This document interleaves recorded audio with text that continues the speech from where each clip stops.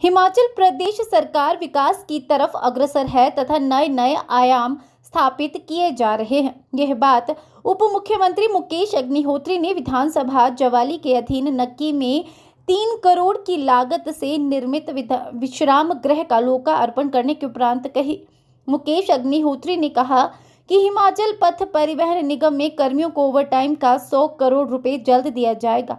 उन्होंने कहा कि डीजल की 250 बसें व इलेक्ट्रिक बसें खरीद रहे हैं।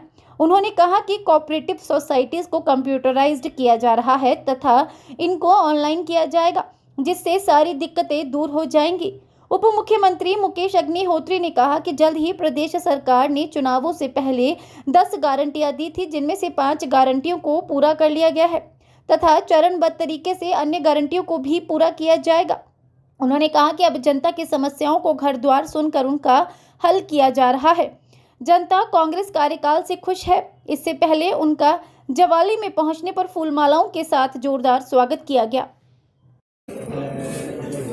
चंद्र कुमार जी जब 2004 में पार्लियामेंट में चले गए, उस समय अधूरा छूट गया और 20 साल के बाद अब ये कंप्लीट हुआ, क्योंकि जब ये इस्तीफा मंत्री बने तो उसी समय से इस प्रॉपर्टी को आकार देना और इसे सुसज्जित करने का इनका मन था।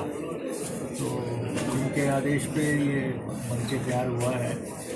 डिपार्टमेंट ने 6 महीने के रिकॉर्ड टाइम में तैयार किया है और मुझे लगता है कि ये इलाके के लोगों के लिए एक अच्छी प्रॉपर्टी है और उनके काम आएगी। सर, सहकारिता विभाग आपके पास है और खासकर लगभग सभी डिपो में, आधे से ज़्यादा डिपो में जो सेक्टर है वो ओवरएज काम कर रहे हैं और जिसका नौजवानों को मौका नहीं मिल रहा है, उस पर सरकार क्या कर रही है सर? नहीं, देखिए, अभी हमारी एक मीटिंग हुई है कोऑपरेटिव डिपार्टमेंट की।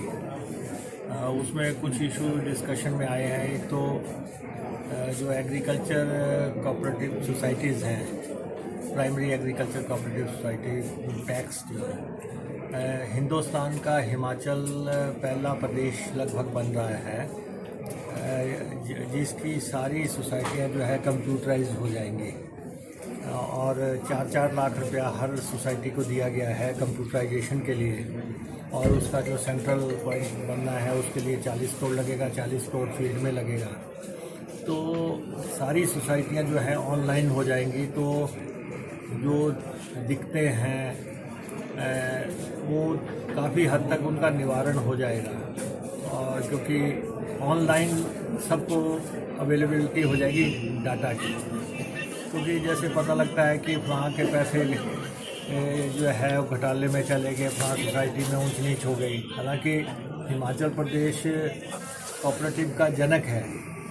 पहली कोऑपरेटिव सोसाइटी हिंदुस्तान में हिमाचल प्रदेश में बनी और ऊना जिला के पंजाबर में बनी थी। उसके बाद कोऑपरेटिव मूवमेंट सारे देश में फैला, लेकिन हम जो जिस स्टेट ने इसको याद किया उसमें भी बहुत अच्छे कोऑपरेटिव सोसाइटीज़ हैं। ऐसा नहीं है कि आप जैसे हमारे 3 बैंक्स हैं, कांगड़ा सेंट्रल कोऑपरेटिव बैंक है, ये भी एक सोसाइटी है।